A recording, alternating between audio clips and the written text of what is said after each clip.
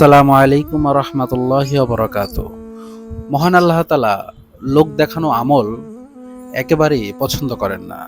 যারা লোক দেখানোর জন্য এবং কেবলমাত্র পার্থিব উদ্দেশ্য হাসিল করার জন্য নেক আমল করে, আল্লাহ তাআলা তাদেরকে লাঞ্ছিত করেন। মহান আল্লাহ তাআলা এমন লোকদের অশুভ পরিণামের কথা উল্লেখ করে কোরআনের বিভিন্ন আয়াতে বলেন, যেটার অর্থ এরকম যে যারা কেবল পার্থিব জীবন ও তার শোভা কামনা করে, আমি তাদেরকে তাদের কর্মের পূর্ণ ফল এই দুনিয়াতেই ভোগ করতে দেব এবং এখানে তাদের প্রাপ্য কিছু কম দেওয়া হবে না।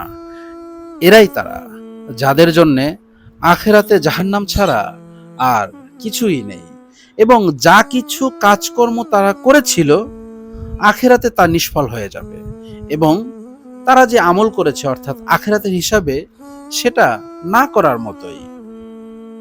এটা আল্লাহ তাআলা বলেছেন সূরা হুদে।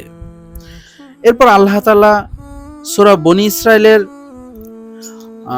একটি আয়াতে বলেন,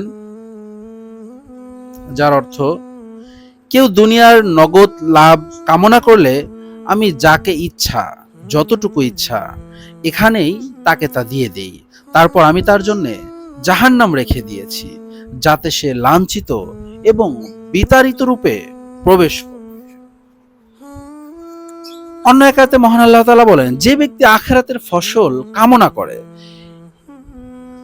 তার জন্য আমি তার ফসলকে বাড়িয়ে দেই, আর যে ব্যক্তি কেবল দুনিয়ার ফসল কামনা করে তাকে আমি তা থেকেই দান করি এবং আখিরাতে তার কোনোই অংশ নেই। রাসূলুল্লাহ সাল্লাল্লাহু আলাইহি সাল্লাম বলেছেন, আমি তোমাদের ক্ষেত্রে যা নিয়ে সবচেয়ে বেশি ভয় করি সেটা হলো ছোট শিরক।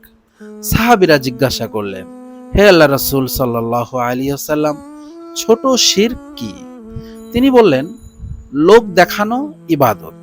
কারণ কিয়ামতের দিন মানুষ যখন তাদের প্রতিদান আমলের প্রতিদান পাওয়ার জন্য অপেক্ষা করবে, তখন আল্লাহ তাআলা বলবেন, দুনিয়াতে যাদের দেখানোর জন্য ইবাদত করতে তাদের কাছে যাও এবং দেখো তাদের থেকে কোনো প্রতিদান পাও কিনা।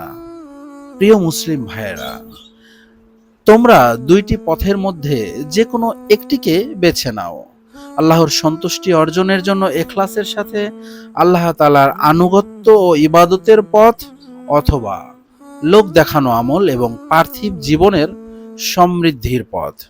হাসর ময়দানে মানুষ তার নিয়ত অনুযায়ী পুনরুত্থিত হবে। রাসূলুল্লাহ সাল্লাল্লাহু আলাইহি সাল্লাম বলেছেন যে বস্তুত লোকদের অর্থাৎ হাসরের দিন তাদের নিয়ত অনুসারে উঠানো হবে। কিয়ামতের দিন সেই ভয়াবহ দিনে কেউ যদি ধ্বংসের সম্মুখীন হয়, তখন তার নিজেকে ছাড়া আর কাউকেই দোষারোপ করার থাকবে না। কেননা যারা লোক দেখানোর জন্যে ও ইখলাসহীন আমল করে, হাসরের দিন ধ্বংস ছাড়া তাদের আর কোনো পথ নাই। সেজন্য আমাদেরকে কোনো আমল আমি করছি, সেটা শুরুতে মাঝে শেষে এটা আমার নিয়তকে যাচাই করতে হবে যে আমার এই আমলটা আল্লাহ তাআলার জন্যই হচ্ছে কিনা।